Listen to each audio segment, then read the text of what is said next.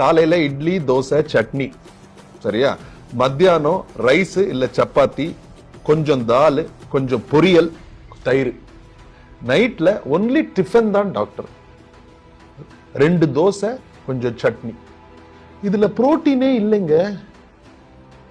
So protein நம்ம டயட்ல எடுக்கலனா நம்ம எலும்பு தான் கொடுக்கும்.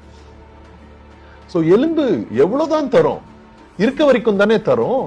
சோ 40 வயசு வரைக்கும் எப்படியோ எல்லாம் manage, women especially they manage. அந்த pre menopause, menopause, post menopause வரும்போது the bone just deteriorates. Correct தானேங்க. சார் சொல்கிற மாதிரி நம்ம 3 நேரமுமே வந்து கார்போஹைட்ரேட்டை தான் அதிகமாக இன்டேக் பண்ணுறோம் இல்லையா.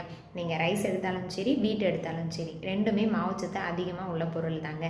அதை தான் நம்ம வந்து 3 நேரமும் சாப்பிட்றோம். நிறைய பேர் என்ன நினச்சிக்கிறீங்க அப்படின்னா, இல்லை வீட் எடுத்தேன் அப்படின்னா அது வந்து மாவுச்சத்து கம்மியாக இருக்குது அப்படின்னு நினச்சிக்கிறீங்க. அப்படிலாம் கிடையாது. உங்களுக்கு ரைஸில் என்ன மாவுச்சத்து இருக்கோ அதே ஈக்குவல் மாவுச்சத்து தான் உங்களுக்கு வீட்லேயும் இருக்குங்க. நீங்கள் நல்லா தெரிஞ்சுக்கோங்க. நம்ம சார் சொன்ன மாதிரி நம்ம உடம்புக்கு ப்ரோட்டீன் ரொம்ப ரொம்ப தேவை. என்ன அப்படின்னா, நீங்கள் எவ்வளோ வெயிட் இருக்கீங்கன்னு பாருங்கள். அந்த வெயிட்டுக்கு ஈக்குவல் கிராம் ப்ரோட்டீன் ஒரு நாளைக்கு நீங்கள் இன்டேக் பண்ணணும். அதாவது நான் இப்போ 60 கிலோ இருக்கேன் அப்படின்னா ஒரு நாளைக்கு நான் 60 கிராம் ப்ரோட்டீன் வந்து இன்டேக் பண்ணணும். அது நீங்கள் உங்கள் உணவில் எடுத்துக்கணும். நாங்கள் குடிக்கிற ஃபார்முலா 1 ஷேக்கில் வந்து 22லேருந்து 24 வரை ஒரு ஷேக்கில் வந்து ப்ரோட்டீன் கவர் ஆகுது. அது போக இருக்க பேலன்ஸ் ப்ரோட்டீனை வந்து எங்களோட சாப்பாட்டில் நாங்கள் எடுத்துக்கிறோம் இல்லையா.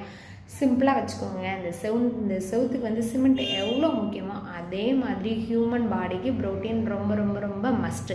ஸோ நீங்கள் உங்கள் சாப்பாட்டில் வெறும் கார்போஹைட்ரேட் மட்டும் இன்டேக் பண்ணாமல் ப்ரோட்டீன், ஃபைபர், விட்டமின், மினரல்ஸ் எல்லாமே சேர்த்து எடுத்துக்கிட்டீங்க அப்படின்னா உங்கள் உடம்பு ரொம்ப ரொம்ப ஆரோக்கியமாக இருக்கும்.